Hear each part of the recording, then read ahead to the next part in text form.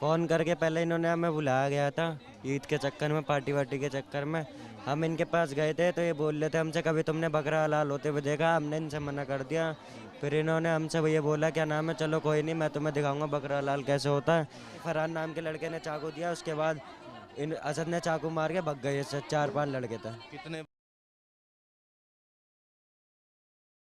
सूर्य चौहान हत्याकांड फरार मुख्य आरोपी असद पुलिस मुठभेड़ में ढेर बाकी आरोपियों की तलाश जारी। गाजियाबाद में 11वीं के छात्र सूर्य चौहान हत्याकांड ने पूरे प्रदेश को झकझोर कर रख दिया है।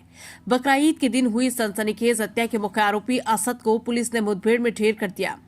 पुलिस का दावा है कि आरोपी शहर छोड़कर भागने की फराक में था और घेराबंदी के दौरान उसने पुलिस पर फायरिंग की, जिसके जवाब में हुई कार्रवाई में वो घायल हुआ और बाद में उसकी मौत हो गई। वहीं इस हत्याकांड के बाद परिवार, स्थानीय लोगों और विभिन्न राजनीतिक दलों में भारी आक्रोश देखने को मिला। आखिर क्या है पूरा मामला, कैसे हुई हत्या और कैसे हुआ मुख्य आरोपी का एनकाउंटर, देखिए इस खास रिपोर्ट में। गाजियाबाद के खोड़ा इलाके में रहने वाला 17 वर्षीय सूर्य चौहान अपने परिवार का सहारा था।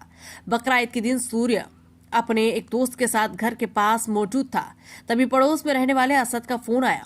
दोस्त के मुताबिक असद ने सूर्य को मिलने के लिए बुलाया और कहा कि क्या कभी बकरा हलाल होते देखा है, आओ दिखाते हैं। सूर्य ने पहले मना किया, लेकिन कुछ देर बाद वो वहां पहुंचा। आरोपी की पहले कहा सुनी हुई और फिर असद तथा उसके साथियों ने सूर्य पर चाकुओं से ताबड़तोड़ हमला कर दिया।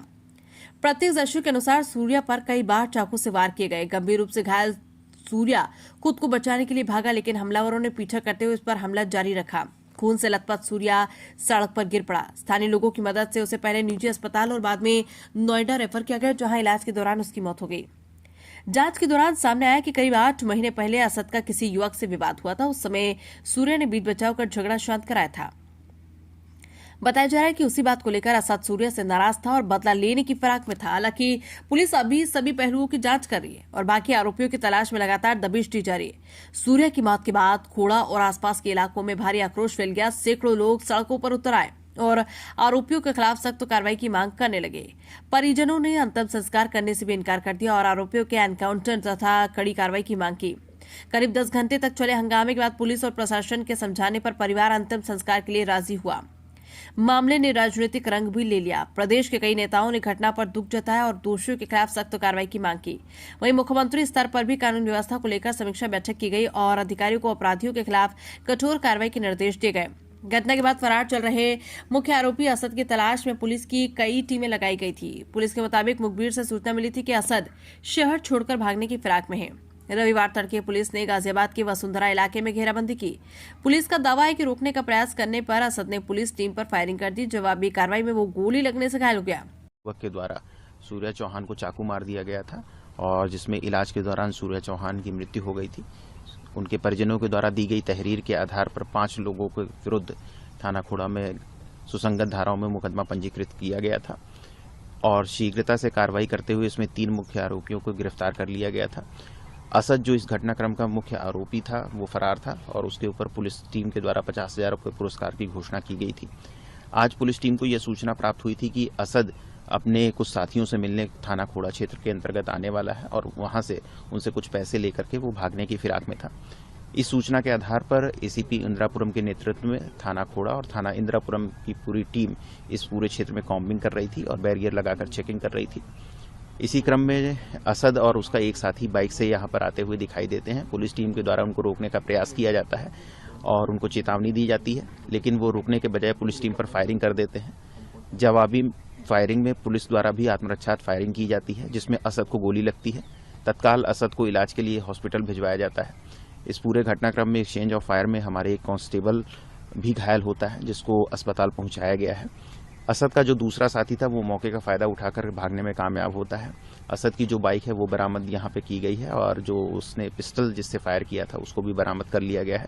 पुलिस के द्वारा संपूर्ण घटनाक्रम की विधिवत जांच करके अग्रिम विधिक कार्रवाई में असद नामक युवक के द्वारा सूर्य चौहान को चाकू मार दिया गया था और जिसमें इलाज के दौरान सूर्य चौहान की मृत्यु हो गई थी। उनके परिजनों के द्वारा दी गई तहरीर के आधार पर 5 लोगों के विरुद्ध थाना खोड़ा में सुसंगत धाराओं में मुकदमा पंजीकृत। मुठभेड़ में एक पुलिसकर्मी के घायल होने की भी जानकारी सामने आई। पुलिस ने मौके से बाइक और हथियार बरामद करने का दावा किया है। वहीं पुलिस क्षेत्राधिकारी धवल जायसवाल ने बताया कि मुखबिर से सूचना मिली थी कि आरोपी असद फरार होने की कोशिश में घेराबंदी के दौरान उसने पुलिस टीम पर फायरिंग की। जवाबी कार्रवाई में घायल हुआ, जिसे अस्पताल ले जाया गया, जहां उसकी मृत्यु हो गई। मामले में आगे की कानूनी कार्रवाई की जा रही है। हालांकि इस पूरे मामले में जांच अभी जारी है और पुलिस बाकी आरोपियों की तलाश में जुटी हुई है। वहीं सूर्य चौहान के परिवार का कहना है कि उन्हें तब तक न्याय नहीं मिलेगा जब तक वारदात में शामिल सभी आरोपियों के खिलाफ कड़ी कार्रवाई नहीं की जाती। कहाँ हुआ है सर? एक का ही तो मुझे दिखाई दिया, फिर मुझे तस्वीर तो अभी दिखाई दी नहीं गई है। मुझे तस्वीर असद की तस्वीर में एनकाउंटर कहाँ हुआ है सर? एक का ही तो मुझे दिखाई दिया, फिर मुझे तस्वीर तो अभी दिखाई दी नहीं गई है। मुझे तस्वीर असद की तस्वीर मेरे आंखों के सामने लाई जाए। आपने जो मांग की थी एनकाउंटर की, वो तो पूरी कर दी है? हाँ, वो कर दिया, लेकिन मेरे सामने मुझे तसल्ली जब ही होगी जब मुझे तस्वीर दिखाई जाएगी। बाकी उसके परिवार के साथ में लड़के थे उनका भी इनकाउंटर इसी प्रकार होना चाहिए जैसे इसका हुआ। क्यों उनने सबने मिलकर, किसी ने मेरे बच्चे का गले हाथ पकड़े है, किसी ने गला पकड़ा है, किसी ने 7 लड़कों ने मिलकर किया है। तो सबका इनकाउंटर इसी तरह होना चाहिए और सबके घरों पे बुलडोजर चलना चाहिए। आज आप मुख्यमंत्री योगी आदित्यनाथ से मिलने जा रहे हैं, तो उसको लेकर कुछ कहेंगे? अभी हम कुछ नहीं कहेंगे, जब जाएंगे तो उसके बाद बताएंगे। सूर्य चौहान हत्याकांड ने एक बार फिर कानून व्यवस्था और युवाओं में बढ़ती हिंसा को लेकर कई सवाल खड़े कर दिए। मुख्य आरोपी असद का एनकाउंटर हो चुका है, लेकिन अब सभी की निगाहें इस बात पर टिकी है कि पुलिस बाकी आरोपियों तक कब तक पहुंचती है और पीड़ित परिवार को कब तक पूरा न्याय मिल पाता है। PTNI news bureau, Ghaziabad, Uttar Pradesh. दोस्त था सूर्य? हाँ जी। क्या हुआ था उस समय, आप साथ में थे? फ़ोन करके पहले इन्होंने हमें बुलाया गया था ईद के चक्कर में, पार्टी वार्टी के चक्कर में। हम इनके पास गए थे तो ये बोल रहे थे हमसे कभी तुमने बकरा हलाल होते हुए देखा? हमने इनसे मना कर दिया। फिर इन्होंने हमसे ये बोला क्या नाम है, चलो कोई नहीं, मैं तुम्हें दिखाऊंगा बकरा हलाल कैसे होता है। फिर उसके बाद ये आपस हम जैसे रोड पर निकले घूमने के लिए तो इन्होंने गाली गलौज करने लग गए। सूर्या के साथ हाथापाई करी थी इन्होंने सूर्या के साथ, हमने इन्हें रोका भी था। फिर लड़ाई बिल्कुल ख़त्म करवा दी थी हमने इनकी।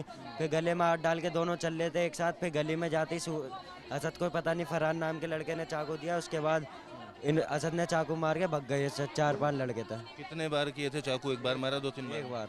ज्यादा चोट लग गई थी? हाँ, एक बार चाकू मारने के बाद चाकू घुमा दिया था, सब चीज़ जैसे पेट के अंदर की बाहर आ गई थी, इतनी पेट। अच्छा, पहले कुछ झगड़ा हुआ था सूर्या का और असद? कोई झगड़ा नहीं था, सुनने में आई 8 महीने पहले कोई बात हुई होगी इनकी आपसदारी में।